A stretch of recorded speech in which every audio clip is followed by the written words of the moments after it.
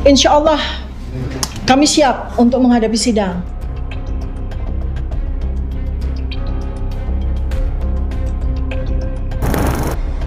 Pengadilan Negeri Jakarta Timur besok mulai menggelar sidang perdana kasus fitnah dan pencemaran nama baik Jokowi terkait tudingan ijazah palsu atas tersangka Tifausia Tiasuma atau Dr. Tifa. Humas PN Jaktim tekankan, awak media diperkenankan meliput secara live selain di tahap pembuktian atau pemeriksaan saksi. Sepanjang persidangan untuk pembacaan dakwaan, eksepsi atau perlawanan apabila ada sampai dengan putusan sela, Pengadilan Negeri Jakarta Timur telah memperkenankan agar awak media melakukan peliputan secara live. Namun dalam tahap pembuktian nantinya dari Pengadilan Jakarta Timur menyatakan tidak diperkenankan live karena memang oleh undang-undang keterangan para saksi tidak saling mendengar. Sementara Dr. Tifa mengaku mendapat semangat baru hadapi sidang perdana dengan tambahan kuasa hukum dari LBH Muhammadiyah.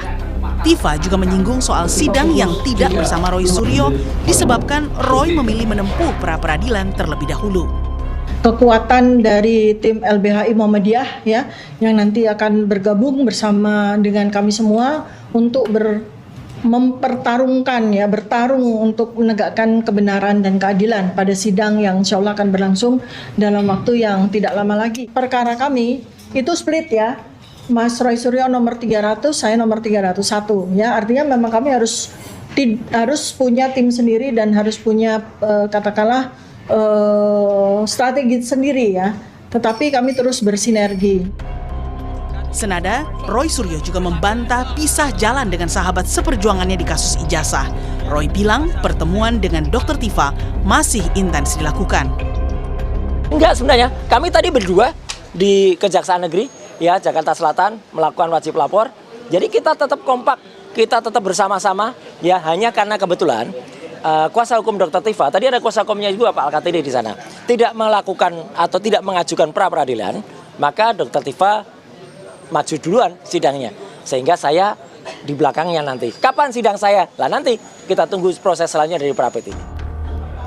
Dr. Tifa yang memiliki latar belakang pendidikan sebagai dokter ahli epidemiologi sebelumnya pernah memberi keterangan di sidang citizen lawsuit soal ijazah Jokowi di PN Surakarta. Dalam kesaksiannya, Dr. Tifa membandingkan foto ijazah Jokowi yang dikeluarkan KPU, Bareskrim, hingga yang diposting Dian Sandi. Foto ijazah Jokowi itu kemudian ia uji dengan perbandingan foto Jokowi saat menjadi presiden. Hasilnya ada perbedaan 86,6%. Perbedaan usia 20 tahun dengan foto yang ada di ijazah. Dengan asumsi bahwa nama Joko Widodo yang memiliki ijazah ini ya lulus di tahun 1985, berarti kisaran usianya antara 24 sampai 25 tahun. Maka saya harus mencari foto yang kurang lebih mendekati. Ternyata hasilnya dari ratusan foto yang diklaim sebagai foto dari Pak Joko Widodo mantan presiden, sulit sekali mendapatkan foto yang kurang lebih usianya sama. Dari kubu Jokowi, relawan kembali tegaskan ijazah asli milik Presiden ke-7 RI itu akan diperlihatkan jaksa penuntut umum sebagai barang bukti. Selain itu, saksi-saksi yang menguatkan juga akan dihadirkan jaksa.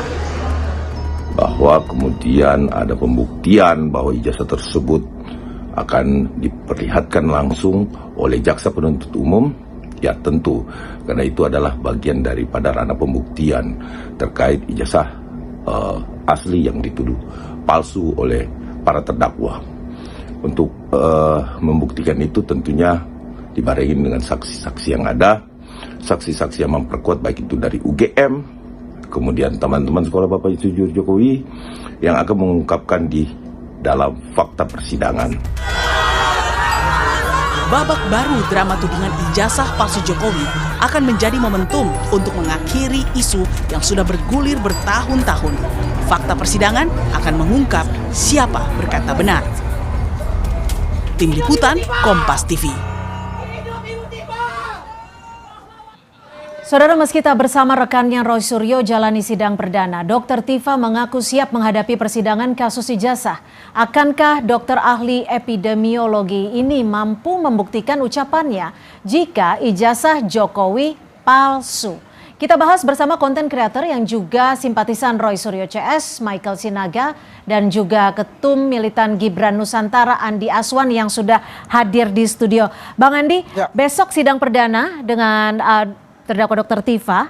Ini kalau melihat sidangnya ini nanti ijazah Pak Jokowi akan ditampilkan juga di sini? Ya, tentu saja karena itu adalah objek utama yang mereka katakanlah dicari-cari kesalahannya untuk itu ya.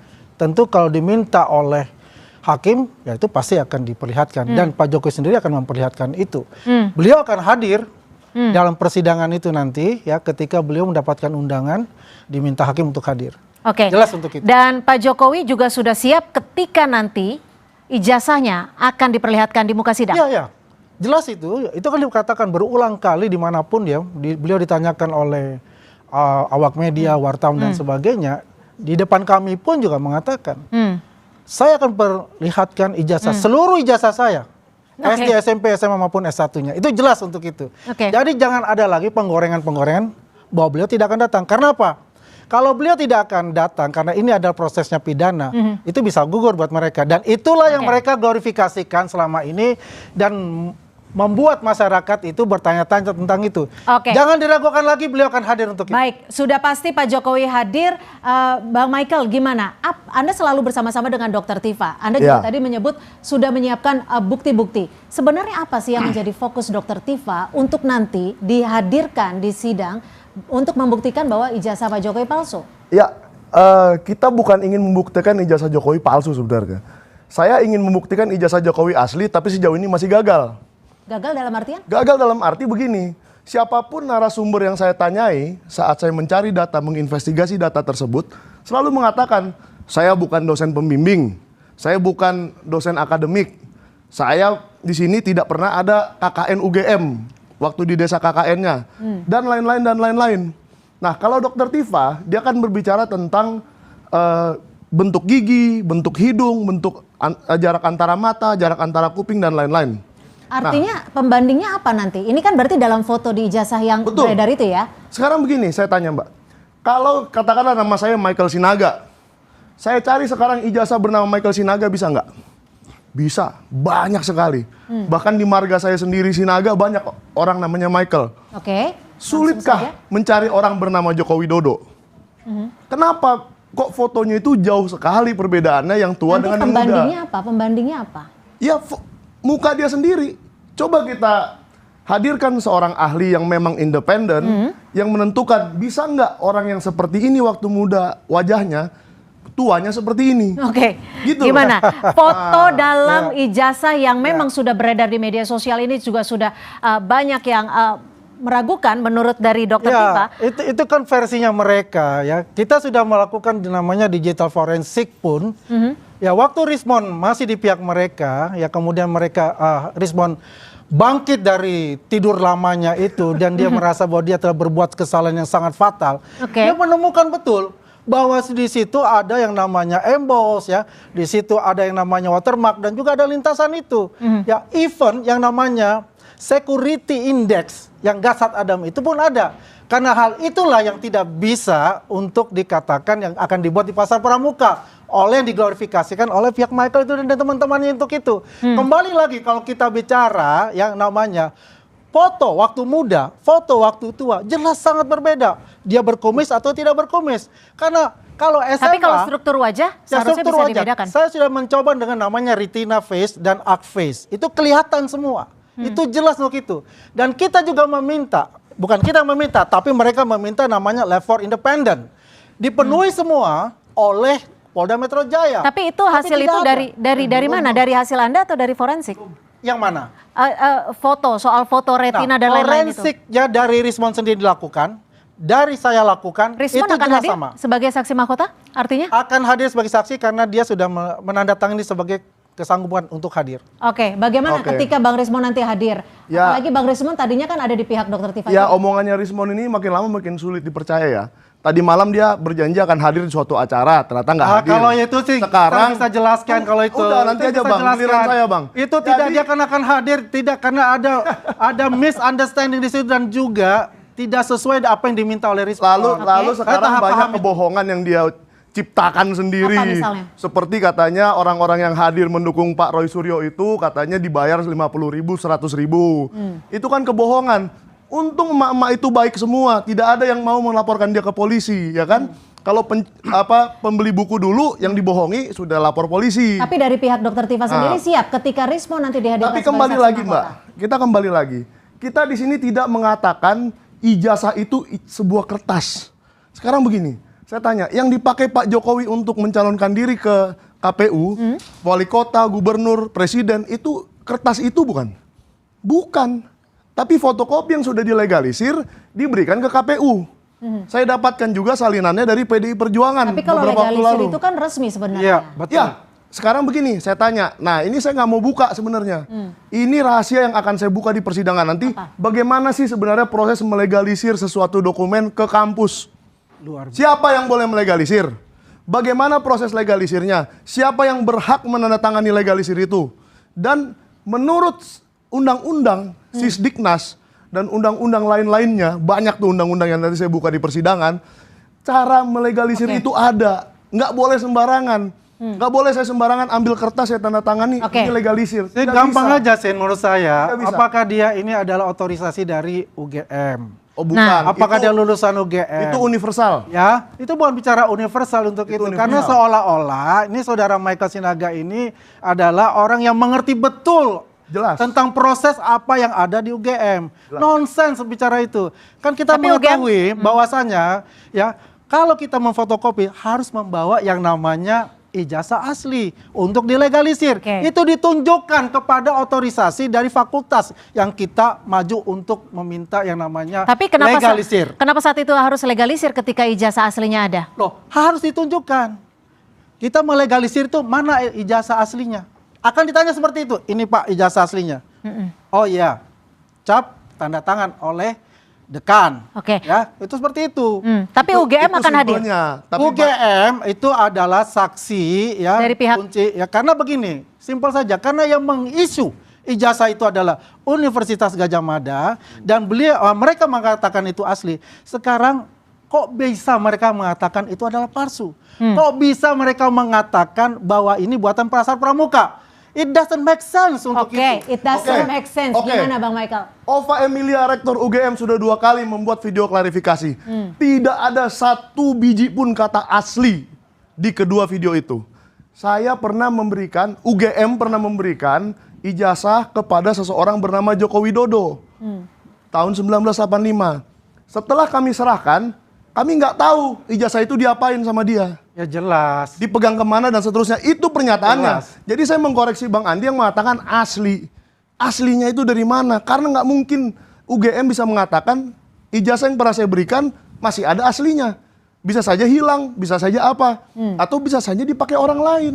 Jadi maksudnya bagaimana Itu loh. nih untuk Anda untuk pernyataan Anda ini apa yang nanti sekiranya Anda bisa memperkuat bahwa memang ijazah itu palsu?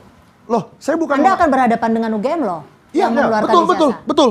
Dan saya tantang sekarang UGM, ayo kita buka peraturan yang harusnya dia lakukan UGM untuk melegalisir sebuah ijazah dan menghasilkan, ini gak main-main loh, ini presiden loh. Masa ijazah seorang calon presiden melegalisirnya main-main? Oke, Ya kan? gimana Bang Andi? Kalau Sekarang gampang saja ya, Sin. Percaya konten kreator, percaya sama institusi yang mengeluarkan ijazah, ya kan? Itu yang paling penting kita ketahui bersama, ya. Oke, kalau apapun melegalisirnya yang pakai telah tanggal gimana, dilakukan, ini proses ya, ini nggak gampang. Oke. Ya dari wali kota sampai presiden itu teruji semua, ya. Semua itu tidak ada yang namanya secuil pun itu bahwa itu palsu, bahwa itu tidak sah. Tidak ada untuk itu. Oke. Dan semuanya diterima. Dan itu bukan hal yang mudah untuk melakukan itu. Berarti Ya. Anda ingin memastikan bahwa tidak ada yang salah dari ijazah legalisir. Tidak ada yang salah dalam legalisir itu. Ya. Kalau ijazah asli kita, kemudian kita ingin melamar pekerjaan atau ada sesuatu hal yang lain, Langsung poin. pastikan kita langsung ke UGM, Iya. ke fakultas. Iya. Pak, ini ijazah asli saya mau melamar pekerjaan, minta Tolong legalisir. dilegalisir. Oke. Itu saja satu poin legalisir aja, apa? itu penting untuk kita. Poin legalisir apa yang Legalisirnya menurut Anda? ini saya sudah dapat dari 5 KPU, 5 kali pencalonan. Oke. 5-5-nya tidak ada tanggal. Padahal Pak Joko Widodo sendiri dan PDIP Saya bisa jawab. yang merupakan partai pengusungnya tahu mereka pernah memberikan ijazah yang ada tanggal legalisirnya. Kok yang UGM tidak pernah ada tanggal legalisirnya? Kenapa, Bang Andi? Nah, itu Ya, tunggu. saya jawab ya. Jadi Ya, gimana? Sebentar, diselesaikan dulu. Ya, itu satu. Tidak mungkin dia tidak melegalisir tidak pakai tanggal. Padahal dia tahu bisa pakai tanggal. Yang kedua, harus ada prosedur yang tidak pernah saya ungkap di mana-mana. Silakan Bang Andi kalau bisa kontak UGM, kontak saja. Apa Mereka punya buku panduan untuk cara-cara melegalisir di tahun 1985. Dan kalau itu tidak dipenuhi, jelas, saya tidak bilang palsu ya. Oke. Kalau palsu itu kertasnya. Artinya, benarkah Joko Widodo yang menjadi presiden itu melalui seluruh tahapan pendidikan untuk mendapat gelar sarjana kehutanan di Oke. tahun 1985? Itu Gimana, saya Bang Andi? tidak yakin. Gimana, Bang Andi? ya itu suatu hal yang lumrah.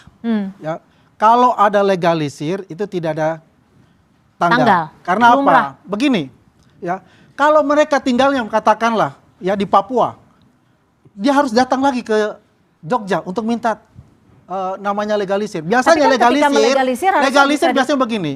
Dia cap, Oke. ya, itu bisa nggak satu legalisir, bisa sampai 5 legalisir.